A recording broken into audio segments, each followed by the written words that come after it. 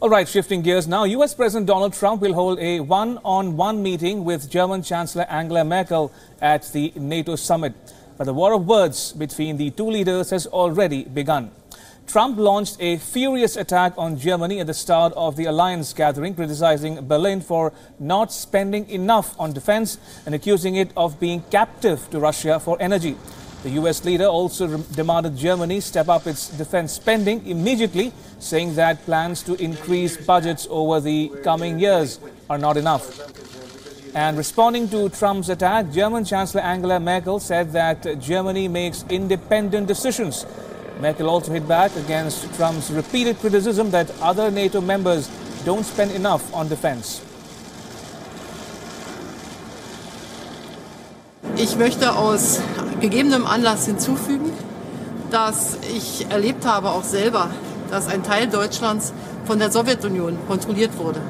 Und ich bin sehr froh, dass wir heute in Freiheit vereint sind als die Bundesrepublik Deutschland und dass wir deshalb auch sagen können, dass wir unsere eigenständige Politik machen können und eigenständige Entscheidungen fällen können. Und das ist sehr gut, gerade für die Menschen in den neuen Bundesländern.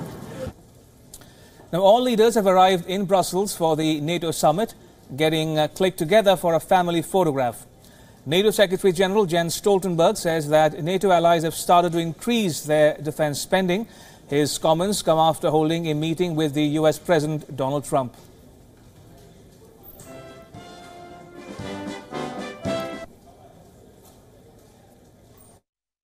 We see that last year we had the biggest increase in our defense spending across Europe and Canada in a generation. We see that all allies have started to increase defense spending. President Trump has a very direct language and message on defense spending, but fundamentally we all agree.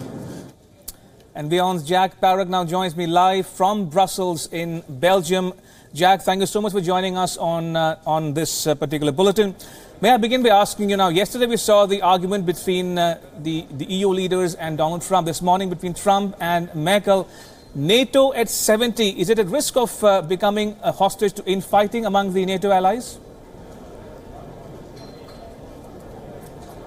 Certainly, it looks like a very, very tense summit ahead. There has been some jokes in the initial exchanges between the leaders.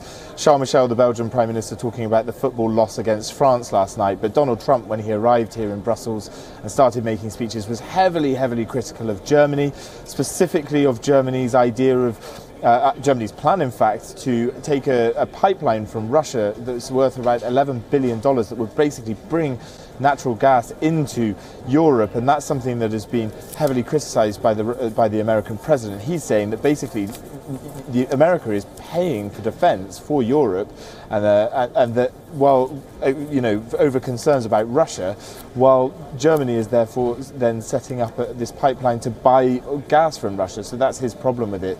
There's also going to be big discussions about defence spending targets. The NATO allies agreed back in 2014 to hit 2% of GDP on defence, and only 6 of them managed to do that in 2017. So there's a lot of criticism from the American president about that. We'll have to wait and see. Sometimes Donald Trump, on his way into these meetings, makes very, very coarse comments, and then when they all get together, it sort of fizzles out a bit. We'll have to wait and see. Indeed, Jack, and we're standing by for that one-on-one meeting between Trump and Merkel. Now, just to go back over the recent turn of events, now, Trump accuses Germany, saying that Germany was a captive of Russia because it is getting so much of its energy from Russia. And Merkel responding by saying Germany makes independent decisions of its own. So what is one to make of this war of words between two key allies in this transatlantic alliance that turns 70? Well, one of the questions that's going to be asked about, especially with regards to this pipeline essentially, is whether this is Donald Trump using defence issues to deal with trade issues, because there's this big dispute between the EU and the US on trade at the moment, specifically regarding steel and aluminium exports into the US, which Donald Trump put tariffs on, and then the EU responded with that. And a lot of people are questioning whether Trump is using this pipeline issue essentially to try and force Europe, perhaps, and sort of use it as a leverage, a tool, a threat, perhaps, to try and get Europeans to buy liquid natural gas. Obviously, since the US went so heavily into shale gas, they want to sell it. And so people are questioning whether Trump's accusations on this issue and his sort of threat over this NATO and security issue might be related to that side of their trade concerns. Indeed. And Jack, I want to come to you one more time. Now, 5 days from now, Trump will be meeting Putin in Helsinki in Finland for what is touted as the summit of the year. But that said, how are the leaders in NATO and Brussels today viewing that forthcoming summit between Trump and Putin? Is it overshadowing the talks there? Well, there is obviously worry. Trump, on his way here, said that he thought that that meeting with President Putin would be the easiest of his trip across Europe. He's going to London after this NATO summit to meet with Prime Minister Theresa May and the Queen of England, and then he'll head to Scotland and then to Helsinki to meet President Putin. And as I said, he said that he thinks that they're going to get on just fine. For European allies, this is a concern. They're worried that the American president is going to buddy up with the Russian president further, while they're all taking a much harder stance against Moscow, specifically when you look at things like the poisonings of the Russian spy and his daughter in the UK, and the issues over that, and the sanctions and the expulsions of diplomats over that whole issue. We'll have to wait and see what happens at that summit between Putin and Trump. You never know, there might be fireworks there as well. Absolutely. On that note, Jack Parak in Brussels, thank you so much for joining me on this bulletin. Thank you. Appreciate it.